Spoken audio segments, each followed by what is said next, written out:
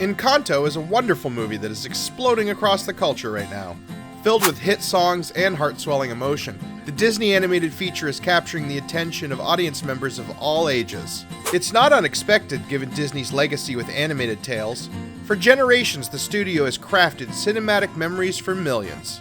Don't tell them I said something so nice about them, though. I have movie nerd cred to maintain. Coen Brothers, A24, cinema. However, if there is someone who loves to praise Disney, it's Disney. Being themselves, they couldn't help but sneak a few references into their past work in the new hit musical. Here are all the ones we saw, and you may have too. However, we can't all see like Bruno or hear like Dolores, so these references might have slipped by unnoticed. I'm Chris Goodmakers with ScreenRant, and here are all the Disney Easter eggs and references in Encanto.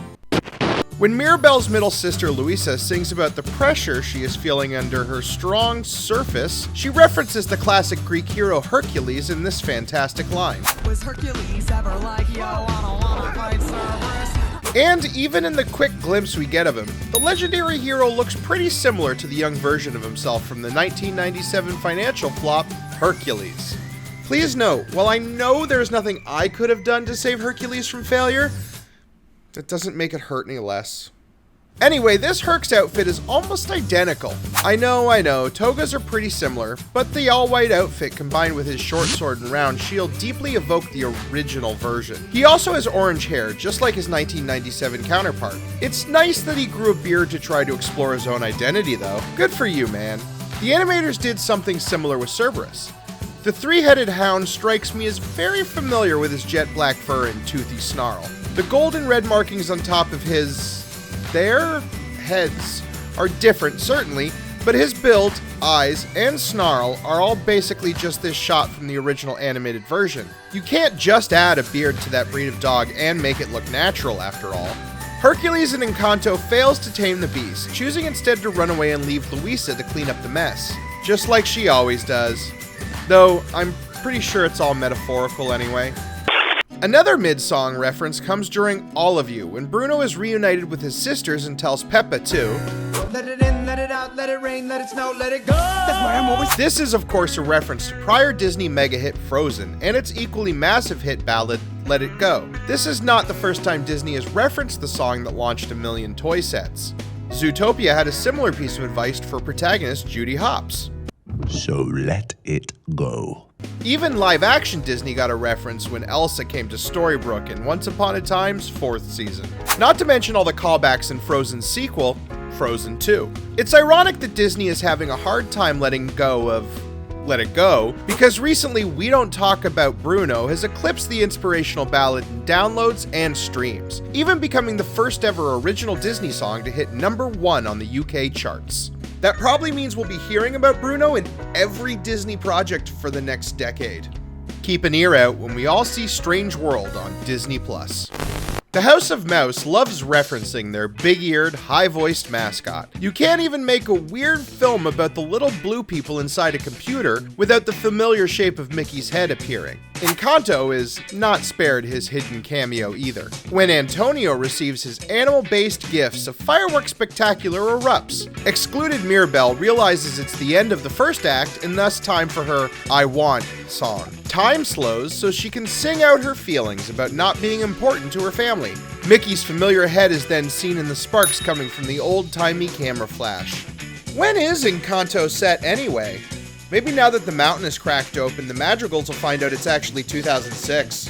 And while this one could be seen as a bit of a stretch, Isabella's newly formed cactus is also a misshapen but recognizable silhouette with its big round center and bulbous ears. I posit that it's much more likely to be Minnie because of the flower. See it? This is clearly Minnie Mouse. Alan Tudyk is a treasure and deserves to be honored for the tremendous actor he is. I guess it's a shame Disney just has him making animal noises for the past few years. I went to Julia. Yes, while we may know him in real life as the man behind beloved characters like Firefly's skilled pilot or Tucker the Hillbilly, he has an equally impressive resume of voice work. His roles with Disney have had a certain theme as of late. Tunic has played Hi-Hi, the brain-damaged chicken in Moana, Tuk-Tuk, the roly-poly mount belonging to the lead heroine in Raya and the Last Dragon, and now Pico, the chatty toucan that introduces Antonio to all his new friends. It's a pretty sweet gig being able to make various clucks and chatters into a microphone and collecting a nice payday. Unfortunately, ScreenRant won't let me make 10 animal noises Chris can do. You won't believe number 5. It's an aardvark. Tunic does get to actually have lines in Disney films, lending his voice to both the Duke of Wesselton in Frozen and Duke Weaselton in Zootopia. There's even more times from Disney XD shows like Star vs. the Forces of Evil and hit films like Wreck-It Ralph. Disney must have that man on call. Oh yeah, Tunic, be in the recording studio in 20 minutes. We need you to be a giraffe. No, we don't know if it speaks English yet. Disney's other acclaimed animation studio, Pixar, has released beloved classics like Toy Story or Finding Nemo. They also made The Good Dinosaur. So, you know, not everybody can be great all the time. Still, Encanto couldn't help but reference a few of Pixar's more memorable films. First, when Mirabel finally meets up with Bruno inside the walls of Casita, we get a good look at how the ostracized triplet has been living since he disappeared so long ago. Needless to say, it's very sad. Among his meager possessions is a single and familiar little plant. It seems Bruno is holding on to the future hope for humanity in the form of the boot plant that drives the plot of WALL-E. This homage may also hold deeper meaning for Bruno, because of his desire to be closer to his family. It's clear he keeps tokens of his nieces and nephews close, and the plant may remind him of niece Isabel. Aw, heartwarming. This isn't the only nod to Pixar, however. Surface Pressure is loaded with references, and the particular way the doors line up before Luisa and Mirabel bears a striking resemblance to the interdimensional doorways in Monsters, Inc., especially with the way they are lined off into the horizon, like the ways the doors are transported through Monsters, Inc. It's nice that Disney is showing Pixar some love. Now, if they would only stop dumping their new movies on streaming. One last Pixar reference, this time from Mirabel's cousin Camillo, and a special guest. Shapeshifter Camillo won't stop until he makes you smile today, and that's why he makes the perfect greeter. When the whole town arrives to see Antonio receive his power, Camillo welcomes everybody personally by changing into them, which wouldn't be creepy at all. One of the guests is a younger but still recognizable Mama Coco, the great-grandmother of Coco protagonist Miguel. By the time we see Mama Coco in the 2017 animated film, she's up there in years. Despite residing in Mexico for her life, it looks like many years ago Mama took a bit of a trip to Colombia for a very special occasion. Wow, that's a journey of over 2,200 miles, or 3,500 kilometers for all you metric users.